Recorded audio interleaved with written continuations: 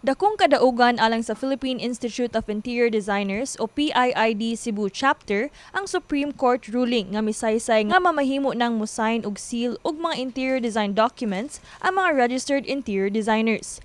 Asoy sa mga officers sa PIID Cebu nga pila ka tuig na nilang giduso nga maila ang ilang propesyon. Wala gid ni siya naatiman nga balaod, national nga balaod. So it is the responsibility of the chapters, the PIID chapters, to approach the LGU na we have this, we need your recognition, we need your help actually, because for years, not just Cebu but all over the Philippines, we've been kanang seeking kanang acknowledgement of our sign and seal. Number one challenge is the public awareness na we do exist.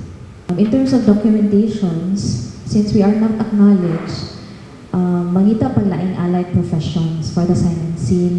So, for additional siya expense actually for the clients. Pinaagi sa usa ka press conference, gipalanog sa grupo ang maong kalambuan. Kini gitambungan og mga representante sa Department of Interior and Local Government, Department of Public Works and Highways, ug Cebu City Office of the Building Official. May padayag og suporta ang maong buhatan sa pundok sa mga designers, apan dugang nila nga kasamtangan silang maghuwat sa guidelines alang sa hingpit nga implementasyon niini. Klaro na gyud na distinguido na kaduna mo rights mo pirma mo apply. Ang problema na lang kunti, ang pansahono na lang yung forms. Protocol gid sa opisina.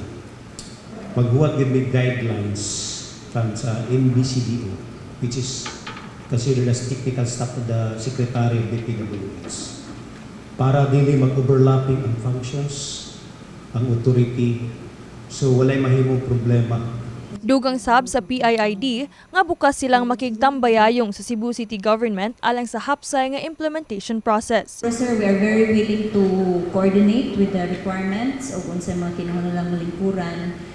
Interior designers are not allowed to sign architectural plans, but please allow us to sign interior design plans.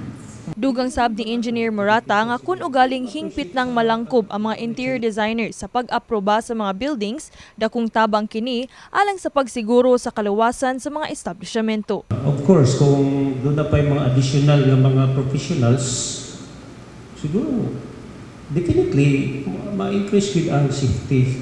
Kung safety factor atong istoryahan, mas ma-enhance, no?